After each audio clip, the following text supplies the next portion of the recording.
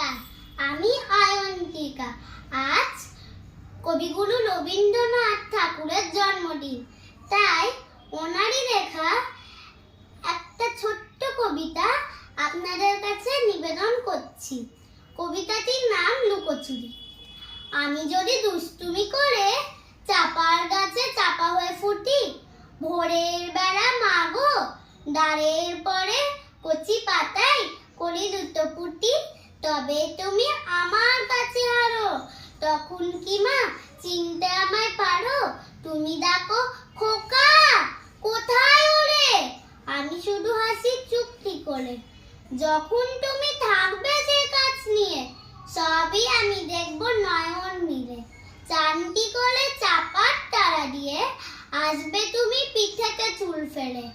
এখান দিয়ে পুজোর ঘরে যাবে, দূরের থেকে ফুলের গন্ধ পাবে।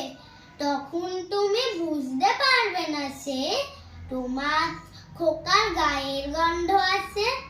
দুপুর বেলা মহাভারত হাতে বসবে তুমি সবার খাওয়া হলে। গাছের ছায়া ঘরের জানালাতে পড়বে এসে তোমার পিঠে পড়ে। আমি আমার ছোট্ট ছায়াখানি দোলাবো তোর বইয়ের পরে আনি। তখন তুমি বুঝতে পারবে না সে তোমার চোখে খোকার ছায়া ভাসে। সন্ধ্যেবেলা প্রদীপ খানি জেলে যখন তুমি যাবে গোয়াল ঘরে, তখন আমি ফুলের খেলা খেলে টুক করে মা পড়বো ভুঁয়ে ঝরে। আবার আমি তোমার খোকা হব, গল্প বড় তোমায় গিয়ে কব।